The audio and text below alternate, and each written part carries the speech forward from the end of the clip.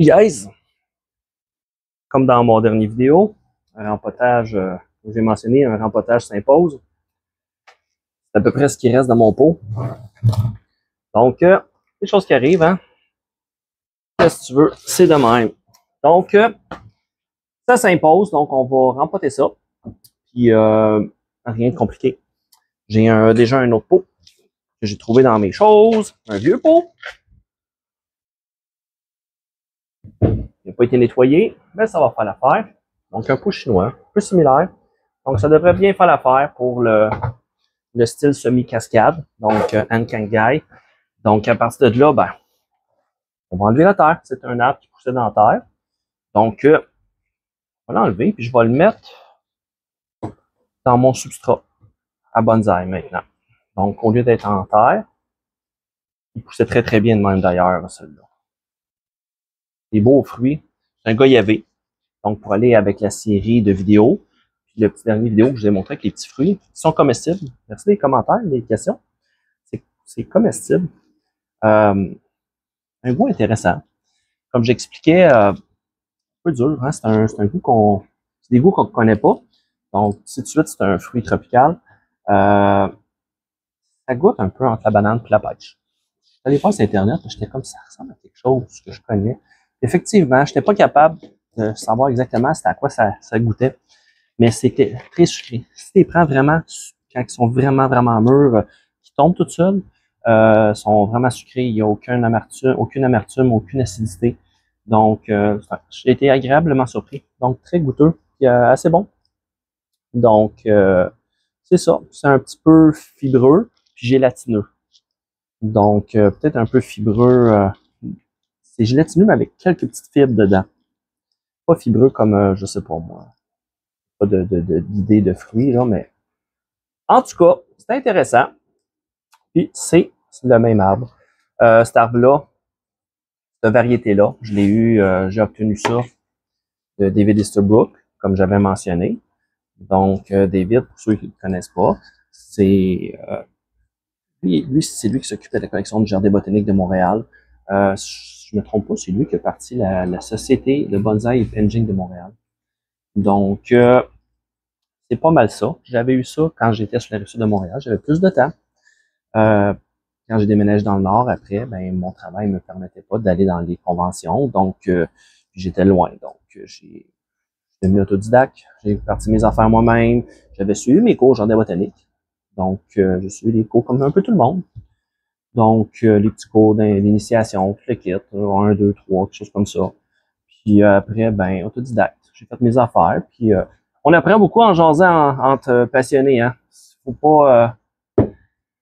pas dénigrer ça. Quand vous allez dans des pépinières, vous parlez aux propriétaires des choses, vous voyez que vous expliquent des greffes, des choses comme ça, là, c'est des mines d'informations. Prenez le temps de jaser avec le monde. Les gens ils aiment ça, partager le passion. Donc, j'ai plein d'idées en tête, de moments que j'ai appris plein de choses, de marcotage. On me l'a montré. C'est à la base, on m'a donné des exemples, puis après ça, j'ai fait mes tests moi-même. Mais la personne qui m'a montré à la base, c'est Yves Letourneau. Donc, ben des années. Donc, il m'avait expliqué, puis le principe, puis tout. Puis après ça, ben, je suis allé moi-même, j'ai fait mes tests, des choses de greffe, des tests de greffe, tout le kit. J'ai fait ça. J'ai en tête juste une dernière conversation que j'ai eue il y a quelques années, 2-3 ans, avec le propriétaire des jardins de Jean-Pierre. Donc, c'est Jean-Pierre. Puis une belle pépinière dans le même coin que justement le coin où ce que Évier, donc les bonsaïs enregistrés, dans le coin de Granby. Donc, si je me trompe pas, c'est à Acton-Nouvelle, dans ce coin, Sainte-Christine, je crois. Puis expliquait super sympathique, expliquait comment il faisait le greffe de mélèze, ainsi de suite, sur les variétés différentes, comment.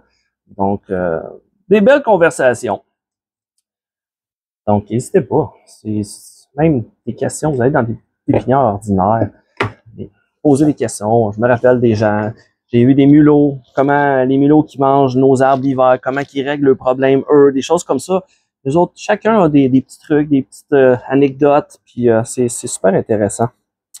Donc, on apprend comme ça, puis c'est ça. J'ai continué moi-même autodidacte chez nous, puis en regardant, quand j'étais plus jeune, il n'y avait pas vraiment Internet accessible comme aujourd'hui, donc c'était pas les mêmes vitesses, donc il n'y avait pas autant d'informations non plus, donc je me promenais d'une librairie à l'autre, une librairie partout, je dévorais tout ce que je pouvais trouver. Quand j'étais membre de la Société Bonsai et Penjing, j'allais au jardin botanique, on avait accès dans le temps. Ça doit être pareil encore aujourd'hui. Une bibliothèque superbe. Donc, on peut emprunter des livres là-bas. Il y a plein d'informations vraiment intéressantes. Donc, tu vas chercher l'information, ce qu'elle est. Puis, il faut être curieux, c'est tout. Le reste, c'est juste de la curiosité. C'est comme ça qu'on apprend. On fait des erreurs, on fait des tests, on s'améliore. Bien. Il se reste un petit peu de terre, c'est pas bien grave. Il n'y a pas tant de racines que ça pour la grosseur. Je vais probablement chopper quelques branches. Faire un petit ménage.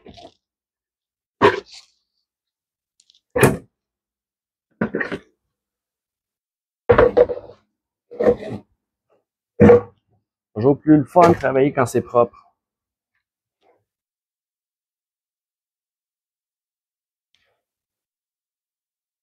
C'est salaud aussi, les rempotages.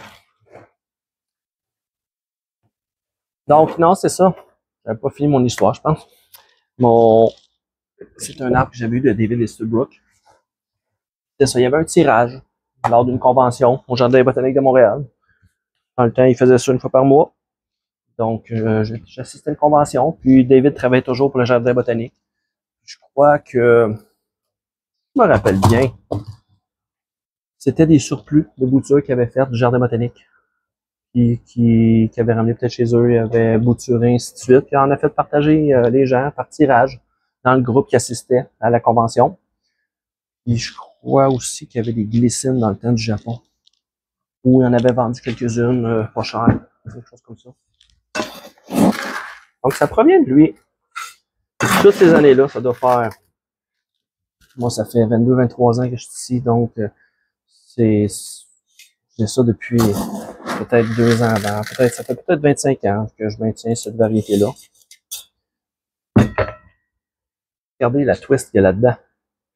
J'en ai un autre qui est plus gros, mais ça, c'est un vieux que j'ai laissé pousser juste en tailler, laisser croître, puis en y allant de manière drastique. Donc, je gardais tout le temps la branche la plus... ça pousse vraiment, vous voyez les branches, ça fait des belles courbes. Donc, je laisse simplement en gardant les branches les plus drastiques, comme j'expliquais, puis ça a donné ce mouvement-là. Puis, c'est le but. Mon but, c'est simplement de laisser pousser dans cette forme-là. Donc, en semi-cascade. Ça pourrait quasiment être un cascade si on voudrait, mais je vais le laisser en semi-cascade. C'est ma vision de cet arbre. C'est ce que j'aime pour cet arbre-là. Puis c'est comme ça. D'ailleurs, je viens de voir, il y a des petits fruits verts ici. Les fruits se développent assez rapidement.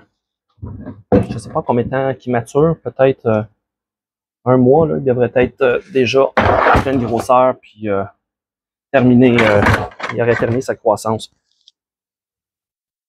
Un petit peu menotté. Je suis droitier, je mets mes choses de l'autre côté. Ça va aller mieux pour moi. Désolé, mais j'ai pas le choix, il faut que je fasse passer l'arbre en premier. Donc, je positionne les racines dans le pot. J'essaie de les spreader un peu tout le tour. Vous ne voyez pas, mais vous comprenez bien. Vous comprenez ce que je veux dire. Et ensuite, on remplit au complet parce que je vais appliquer mon engrais de décomposition lente par-dessus.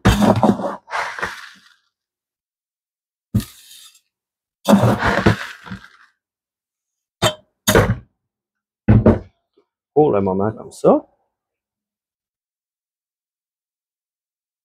Je vais prendre mon pic pour vraiment m'assurer de faire entrer le substrat entre les racines.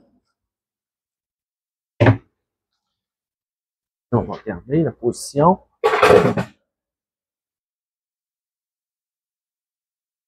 Là, vu qu'il n'est pas stable, je crois que je vais y mettre une pierre ici. Juste pour maintenir, éviter un poids et qu'il se déracine. Donc, laissez-moi 2 petites secondes. J'ai des pierres un peu partout. J'en ai une juste à côté ici. Ouais. Toujours des pierres à porter.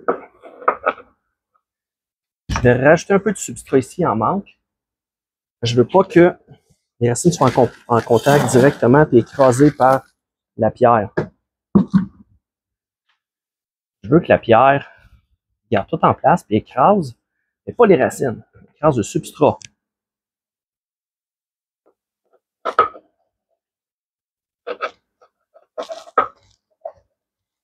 Et voilà pour ça.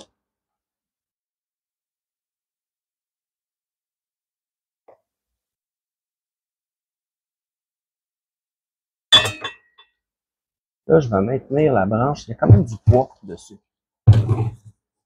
Arrange avec les moyens du bord. Les racines sont toutes recouvertes. Donc, il me reste à peu près un demi-pouce, ouais, un bon demi-pouce, 3/4 de pouce de substrat rajouté. Fait qu'on met mon engrais décomposition lente.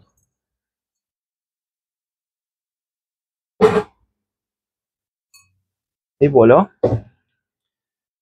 Puis, on rajoute le substrat sur le dessus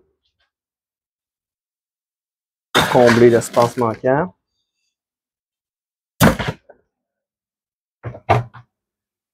Puis pour le stabiliser, je vais y rajouter une pierre plus grosse ici.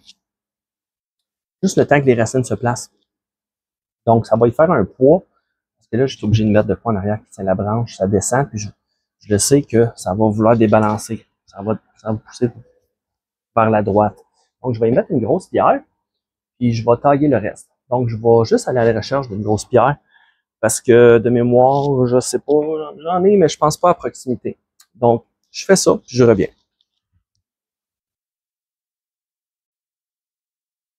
Bon, j'ai trouvé ce que je voulais. Pas une grosse pierre. Puis non, j'ai pas été la chercher dehors. Pas une pierre qui est froide, qui est gelée. Donc, c'est une pierre que j'avais déjà pour un ficus que j'ai rempoté dernièrement. Donc, un petit peu le même principe. Une grosse pierre retient le pain de racine, retient l'arbre en place. 1, 2, 3 semaines, puis après ça, on peut l'enlever. Puis aussi, c'est bien, mais ça peut faire suffoquer aussi les racines. Tu sais, c'est comme si j'enveloppe le sac. Donc, je veux de l'air. Donc, si je veux que ça respire le substrat qui sèche entre les arrosages. Donc, c'est temporaire. Vous voyez que ça tient bien. Donc, puis là, prochaine étape, ben, on va tailler. Je vais en profiter et faire une petite taille. J'aurais pas haï faire des marcotages de grosses branches.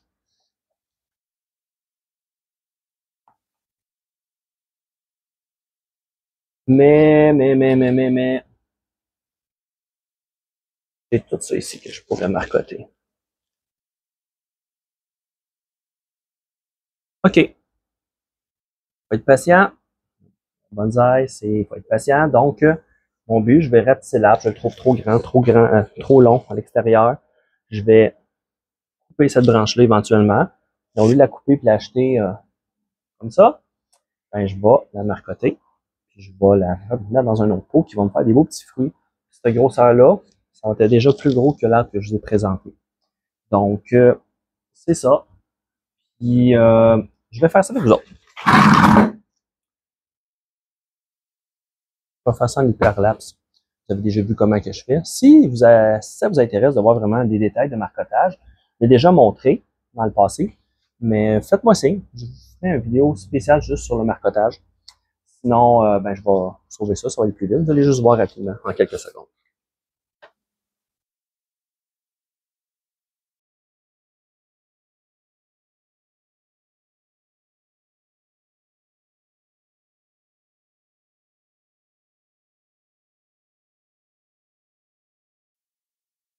Bon, et voilà. Donc, je vais montrer. lieu de faire une marcotte, j'ai fait deux marcottes. Un pour cette partie-là, puis un pour cette partie-là. Donc, à l'embranchement des deux branches, j'ai simplement enlevé l'écorce, fait deux ronds, un rond ici. J'ai attaché plus bas, j'ai attaché plus haut. Donc, ça a permis d'avoir tout dans le même root ball, donc dans la même pain de racine. Donc, c'est ça. Un seul peut-être inconvénient, c'est quand tu t'es défait, ben, si tu attends trop longtemps, puis que c'est bien compact, ben, c'est plus difficile, il faut que tu les défasses. Fais attention. Mais, c'est une pierre deux coups, donc au lieu d'en faire un, je vais en avoir deux. Donc, ça fait mon affaire pour moi. Maintenant, il reste à tailler un petit peu. Comme là, ici, c'est un semi-cascade. Donc, au niveau, ici, c'est trop bas. Donc, on va tailler la branche qui accroche. Et voilà pour ça. Puis là, je fais rien de bien compliqué. En sachant que ça part, on va juste tailler les branches que je veux pas. Toujours garder la même perspective. Que je garde, ici, j'ai un gros croche. Et ça fait quasiment un 180. Donc, j'y vais juste avec ça. C'est la même technique que j'ai utilisée depuis le début. Donc, on taille, puis on garde les branches qui sont les plus croches, comme on peut dire. Je vais limiter un peu.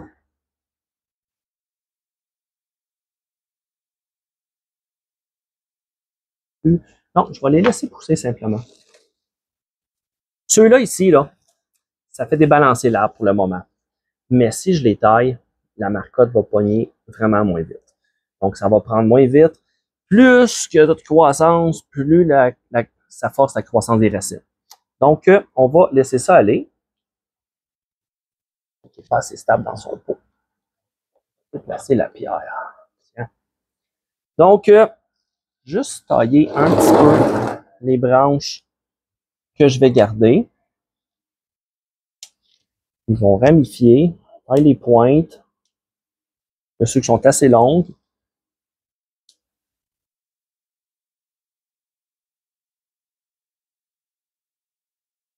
Puis, on garde les dernières ramifications. Et on va bâtir l'arbre à partir de L, L et L ici. Donc, on va continuer notre semi-cascade. C'est pas un arbre que je ligature, comme j'expliquais. C'est un arbre que je taille, je laisse pousser. Donc, c'est ça qui va arriver. Il va y avoir des bourgeons. Ça sort de partout. Même ici, là, sur le bord du tronc, j'ai toujours, à toutes les fois que je le taille, j'ai des nouvelles pointes qui veulent sortir. Donc, je passe ma main, je les enlève, je les gratte avec mon ongle, c'est tout. Donc, comme j'avais expliqué dans la dernière vidéo aussi, c'est un arbre que l'écorce s'enlève. Donc, une ou deux fois par année, l'écorce, ça s'enlève. Tu peux peler ça. Donc, peler. Tu le pelles pas. Ça s'enlève tout seul. L'écorce se détache. Ça laisse un petit côté lisse. Vous voyez un petit peu ici, là. Vous voyez une partie qui est plus rugueuse. Ça ici, là, ça c'est la partie qui va peler, éventuellement. Donc, ça va faire un fini comme ça en dessous, qui est plus lisse. Donc, c'est quand même assez agréable, ce petit trait de caractère-là de cet arbre-là. Donc, c'est pas plus compliqué. J'y vais pas plus fort que ça. C'est juste une petite taille. J'aurais aimé, à la base, couper ça ici. Déjà, juste en coupant ça, on aurait enlevé la moitié du feuillage. Donc, en enlevant la moitié du feuillage, ça redistribue la force dans toutes les branches qui restent. Donc, j'aurais eu une ramification vraiment plus rapide ici. Mais là, c'est la vie, c'est comme ça. On va laisser pousser. Quand ça va être enraciné, ben, on va y aller avec la suite. C'est là que la ramification va commencer. C'est pour ça que je suis pas trop sévère sur ces branches-là. Juste tailler les pointes pour éviter qu'ils continuent en longueur. Ça ramifiera pas, mais ça va empêcher l'élongation des tiges. Donc, aussitôt que ça ici c'est pris, on coupe. Puis là, en taillant, en gardant 4 feuilles, là, ça va sortir de partout. Si je taille 4 feuilles là, l'énergie va s'en aller dans ceux-là. C'est pas vraiment ce que je veux. Je veux, un coup que ça c'est taillé, je vais passer mon temps à travailler sur les branches qui restent. Donc, c'est pas mal ça mon vidéo d'aujourd'hui. Donc, d'un pot cassé à un autre vieux pot. Mais regardez, je trouve que ça fait quand même intéressant. Fait que je vais faire un petit 360 de ça. Juste garder en tête que cette partie-là ne sera pas là à la fin. Donc, c'est pas mal ça pour mon vidéo d'aujourd'hui. Donc, thumbs up si vous aimez ça. Puis, à la prochaine!